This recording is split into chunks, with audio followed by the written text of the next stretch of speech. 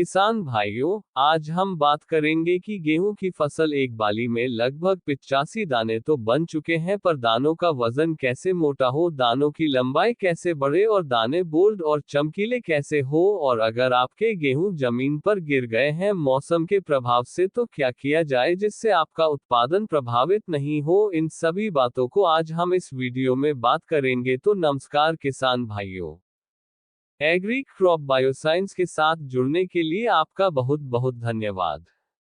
हम मानते हैं कि आपकी गेहूं की फसल बिल्कुल स्वस्थ है। तो सबसे पहले हम बात करते हैं कि गेहूं की फसल में हमारे बालियां बाहर आ गई है, तो अब उनमें दानों की भराई चल रही है, जिसे मिल्किंग स्टेज बोलते हैं। इस वक्त हम क्या काम करें कि जिससे हमारे बनने वाले दानों का वजन ज्यादा हो, दानों की लंबाई ज्यादा हो, हमारे दाने चमकीले और बोल्ड हो, साथ ही उनकी संख्या ज्यादा हो। तो इसके लिए सबसे पहले सिद्धांत काम करता है कि फसल बिल्कुल स्वस्थ होनी चाहिए, उस पर किसी भी तरह का कोई पर्यावरण का प्रभाव नहीं हो, सिंचाई की कोई कमी नहीं हो, जिससे 20 से 22 दिन का समय दानों को बनने में लगेगा। और इस वजह से नीचे से ऊपर तक जो दाने होंगे वो एक समान होंगे, दाने आकार में भी मोटे होंगे और उनमें चमक भी अच्छी होगी। हमारी फसल स्वस्थ नहीं होने की वजह है जैसे कि सिंचाई में देरी हो जाना और पर्यावरण में दिन और रात का तापमान असामान्य हो जाना।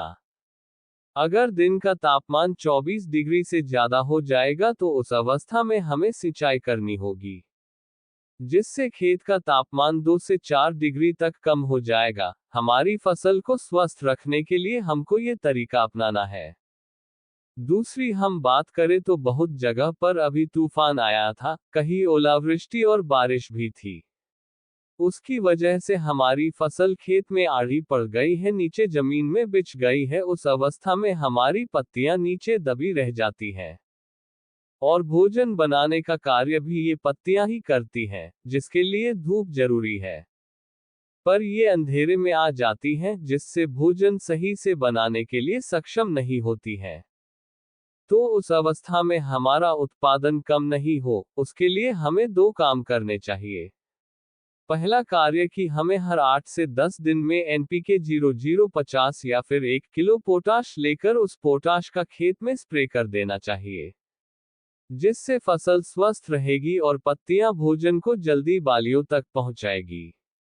और पोटाश ये कोशिश करेगा कि जल्दी इन बालियों में दाने बनने की प्रक्रिया पूरी हो, उन दानों का वजन भी कम नहीं हो और पौधा स्वस्थ रहे। दूसरा कार्य हमें ये करना है कि जमीन के अंदर पर्याप्त मात्रा में नमी हो। हमें लगातार जमीन में नमी बनाए रखनी है, और अगर हमारी फसल में कोई फंगस आपको दिख रही है, तो हमें स्प्रे करते समय फंगिसाइड का भी स्प्रे साथ में करना चाहिए। इस कारण आपका उत्पादन बिल्कुल प्रभावित नहीं होगा और फसल स्वस्थ रहेगी।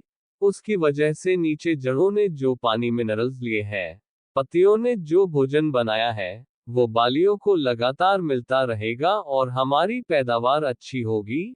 तो हमें उम्मीद है कि इस वीडियो में दी गई जानकारी आपको अच्छी लगी होगी। तो वीडियो को और भी किसान भाइयों के साथ शेयर कीजिए। धन्यवाद।